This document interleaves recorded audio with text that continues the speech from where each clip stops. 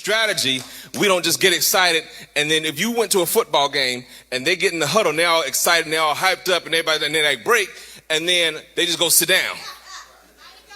But that's what the Saints do every week. We get hyped up in the huddle. When you dismiss, we say break, and we go sit. So now, if we're gonna do that, and we're gonna be effective as a team, we gotta have a strategy. Absolutely. We got to have a game plan. I'll be watching those people, and they have those little boards over there. They need to be writing over there, drawing stick figures and stuff, showing it to the people. I reckon it means something. Evidently, they go out there and try to do something else. Well, see, strategy also requires multiple people. Just like you have a head coach. Say that again. Strategy requires what? Multiple people. Multiple people, which means that you can't win a game by yourself. Right. So come on, talk to me. So you have a head coach, you got an offensive coordinator, you got a defensive coordinator, you got multiple coaches. You work in the room. You work in the room, son. And so, but they all support the leadership of the coach. I ain't gonna give you no check, but keep talking. They all support the leadership of the coach. And so when the coach gives a direction, everyone lines up, but they operate in their area. They operate in that area.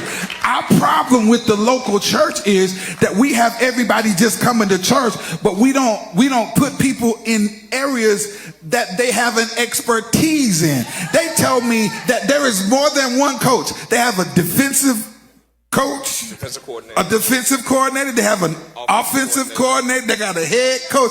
It just seems to me that there would be confusion, except the fact that they know how to work the people in their lane. And then they have special teams. You don't hear what I'm saying.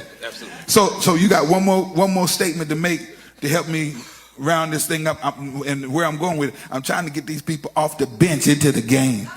I'm trying to get there, because it's easy for you to criticize while you in the stand and you ain't never been on the field and took a hit.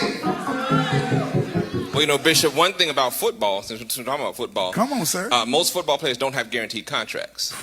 So that means if you get injured or you don't play, you don't stay. And you can get replaced. You know, one of the things that we sometimes... Whoa. You can be replaced? You can be replaced. What if you got a high-end contract? There's plenty of great players who've been replaced. Because your value to the team is not your potential, it's your ability to show up and perform. You don't have to be the fastest. It doesn't do you any good to be the fastest or the strongest if you don't play in the game. Ding, ding. Say it one more time. It doesn't matter if you're the fastest or the strongest if you don't play in the game. And so sometimes the saint, because I've been in ministry 27 years, and sometimes we like to hold leadership hostage because, well, I'm stronger than them. I'm faster than them. I sing better than them. I'm smarter than them. But can you show up on game day? And when you show up, can you show up in your full self? And can you run the play?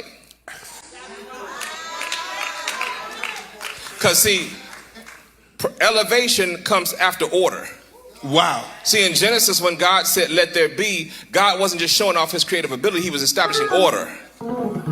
He said, let there be light, let there be the firmament. He was establishing order because order is the atmosphere for creation and miracles. This is where we are in our church now, is that we have to re-establish order and give redefinition, because when there is no order, people don't know what they're supposed to be doing. And then a lot of times people are held back because they don't know the process to actually make something happen. They don't know who to talk to. And then when they talk to, and it's a terrible thing to have a number 3 leader over a number 5 person.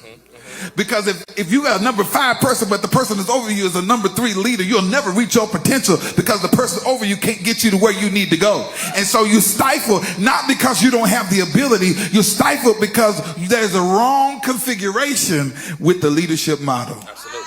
Clap your hands and go somewhere and sit down.